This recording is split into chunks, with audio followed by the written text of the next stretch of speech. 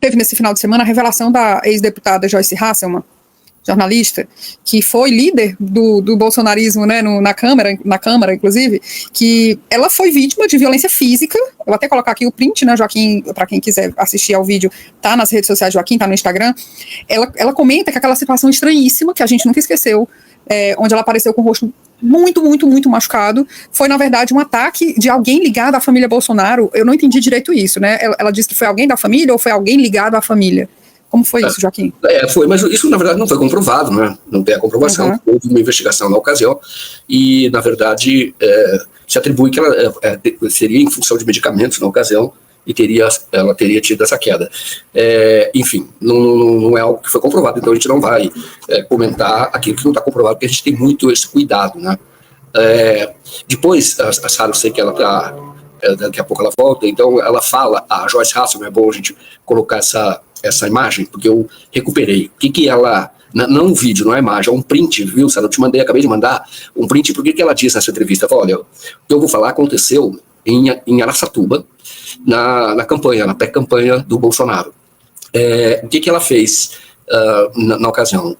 Isso que a imagem vai mostrar, se você puder colocar depois, ela diz o seguinte, isso eu vi que de fato ela estava lá. Ela falou, eu gravava live, postava toda hora live, tá? E ela tá, de fato, a imagem mostra ela em cima do caminhão, olha, ela tá com a câmera aqui, com o celular gravando. Eu tenho o Major Olímpio, né, que já morreu, vítima da Covid, né, do próprio desgoverno do Bolsonaro, e ele tá em Araçatuba, interior de São Paulo, que é perto da cidade dele, né, que era a cidade onde ele nasceu, que é Glicério, e lá ele então teve, segundo o depoimento esse depoimento, a entrevista que ela deu, né, ela disse que o Bolsonaro estava na hora da caminhada, ele deu uma tonteada, essa expressão que ela usa, ele tinha uma doença, né, sabe disso já, então ele deu uma tonteada, e aí eles pararam a campanha, foram ali descansar, ele foi descansar um pouco, e ela comenta, ela fala, olha, Bolsonaro, você precisa, ela falava, eu chamava o Bolsonaro de 01, assim que eu me referia a ele, eu falei, 01, você precisa reforçar a sua segurança, usar colete à prova de balas, e reforçar a segurança, porque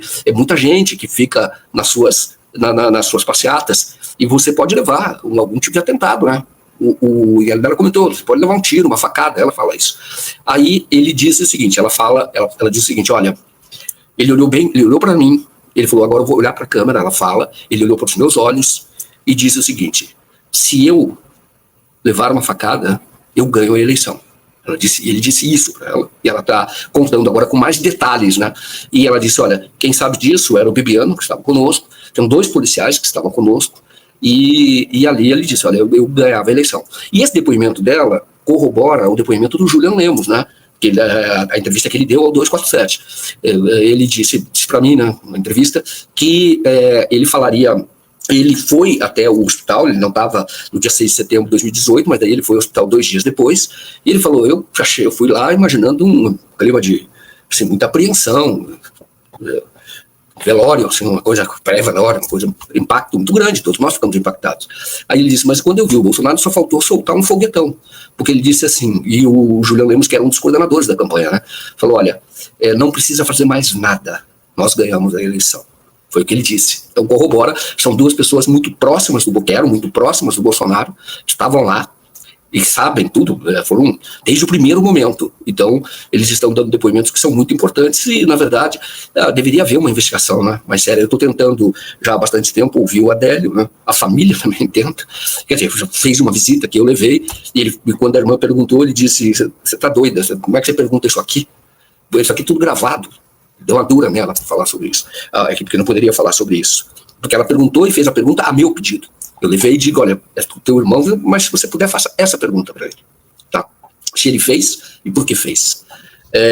Mas enfim, ele não respondeu. Agora a Justiça Federal já tentou, lá em Campo Grande, já liberou o Adélio para que ele receba tratamento, porque ele está em isolamento já há muito tempo, né, de 2018, para que ele vá ao hospital e fique sob os cuidados da família, né? Porque se ele não tivesse sido considerado inimputável, ele já estava na rua.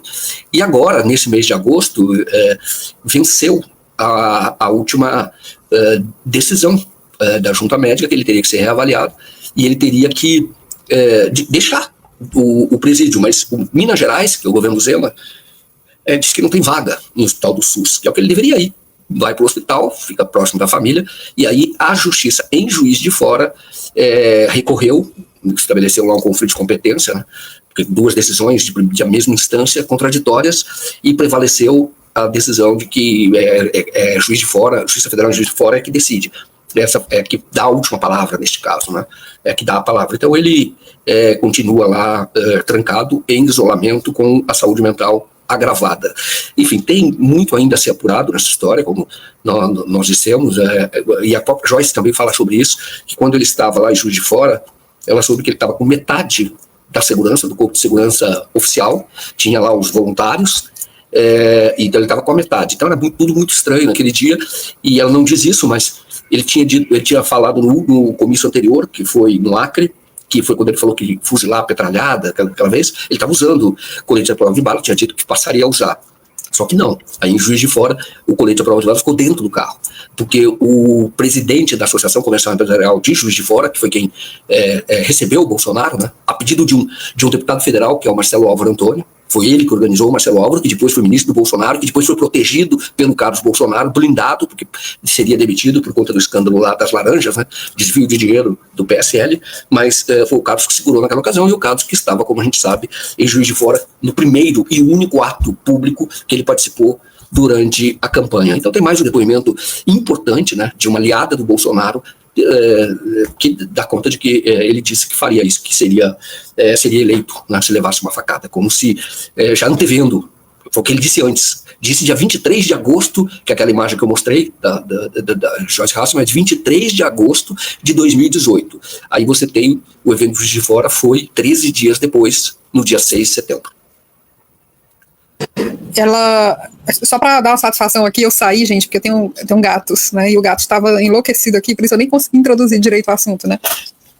Circulou muito essa história da agressão, né, que ela reconta a história da agressão e etc, e isso não circulou tanto quanto a história da agressão, que chamou muita atenção, acabou roubando muito, ficou um pouco abafado essa revelação que ela faz. E, inclusive tem uma coisa, não sei se você mencionou, Joaquim, se me passou desapercebido, aquela situação em que oram na barriga do Bolsonaro, né, eu não lembro se foi muito antes, ou se ele já estava em campanha. Foi sim, foi abril de 2018. Você tem alguns eventos importantes. Em fevereiro, ele para a campanha em Cascavel, porque tem um problema, vai para o hospital, lá em Cascavel, porque tem um problema do abdômen.